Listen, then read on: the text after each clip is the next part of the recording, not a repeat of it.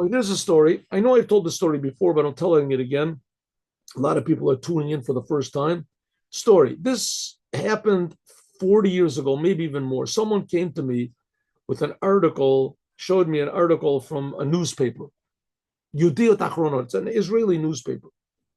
And he showed me that they interviewed this fellow and that he had a pork restaurant. He sold pork. He sold, well, I don't know how much of this is now. There is now for a lot of the Russians that came in.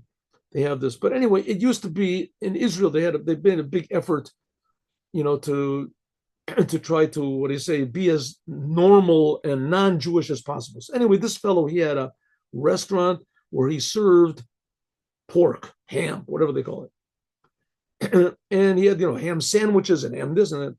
That was one of the part of the menu. So he says this. So they interviewed him, a Yemenite guy.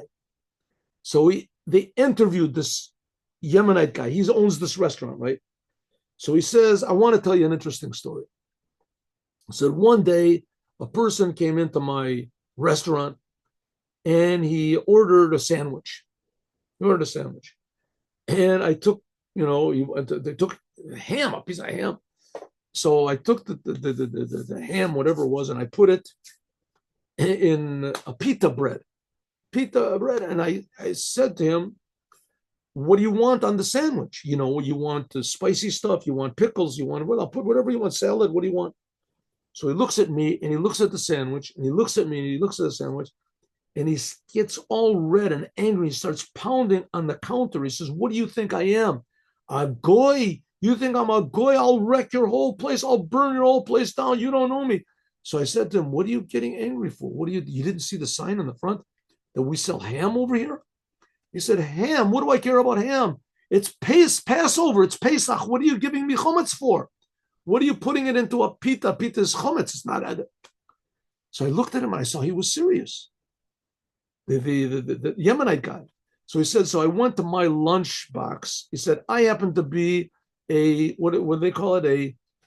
A conservative Jew, a Masorti Jew, a heritage Jew. He did. So he on Passover, he doesn't eat. The owner of the place said, I on Passover, I don't eat bread on Passover. I have a custom, right? We have a custom of family that I eat matzah. So I took the matzah from my lunch that I had prepared, my wife prepared for me. I put the ham between the two pieces of matzah. He was happy and he sat down and he ate. He said, look at this, look what a Jew is. He said, look what a Jew is. The guy's eating ham, which is forbidden. And he doesn't care about that. What bothers him is that he's eating chometz on Passover, right? Eating leavened bread on Passover. So what does it mean? It means that according to a Jew's education, that's what he feels, right? That's what he feels. But the feeling is not commensurate to normal education. If it was just a matter of, just was his heritage, he would say, no, my friend, I'm sorry, it's Passover. I don't eat. Like, he got all angry. What did he get all angry? Touched on the essence of his soul.